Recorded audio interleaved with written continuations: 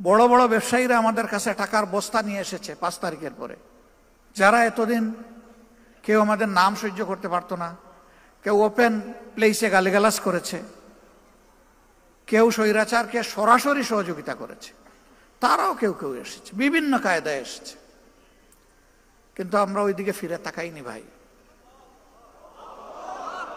আমরা ওইদিকে তাকালে আমাদের রুহানিয়াত ধ্বংস হয়ে যেত। আঠালের মতো লেগেছিল কেউ কেউ, 1 কাপ চা খাওয়ার দাওয়াত। যখন সাড়া দিতে পারলাম না, বলে যে 5টা মিনিটের জন্য আসবো, উনার বাসায় যদি 1 কাপ চা খাইতে পারে, এটাও সাড়া দিতে পারলাম না। তারপরে বিশাল এক অ্যামাউন্টের প্রস্তাব দিয়ে পাঠাই দিস। আল্লাহু আকবার। এই ক্ষেত্রে আল্লাহ তাআলাকে ভয় করেছি এবং ধৈর্য ধরার চেষ্টা করেছি। বিভিন্ন হেলিকপ্টারের মালিক আসছে, আয়সা বলছে যে এখন থেকে যখন লাগবে বলবেন, বলার সাথে সাথে পেয়ে যাবেন। হ্যাঁ বলি নাই, বলছি দেখব। এরপরে একই ব্যক্তি বলছেন যে আগামীতে নির্বাচনে আমরা চাই আপনারা বিজয়ী হন,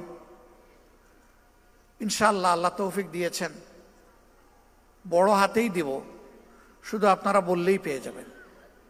তাতেও হ্যাঁ বলি নাই, বলছি দেখব। এইরকম যারাই অফার দিয়েছেন, নিজেদের জ্ঞান বুদ্ধি অনুযায়ী প্রথমে তাদের ব্লাড সুগার দেখেছি যে সুগার ঠিক আছে কিনা, এরপরে আল্ট্রাসাউন্ড করেছি যে ভিতরের পার্টসগুলো ঠিক আছে কিনা, সন্দেহ হলে সিটি স্ক্যান করা হয়েছে, এনজিওগ্রাম, এবং শেষ পর্যন্ত এমআরআই করে যখন নিশ্চিত হয়েছি বেজাল, তখন বলেছি কালু সালামা।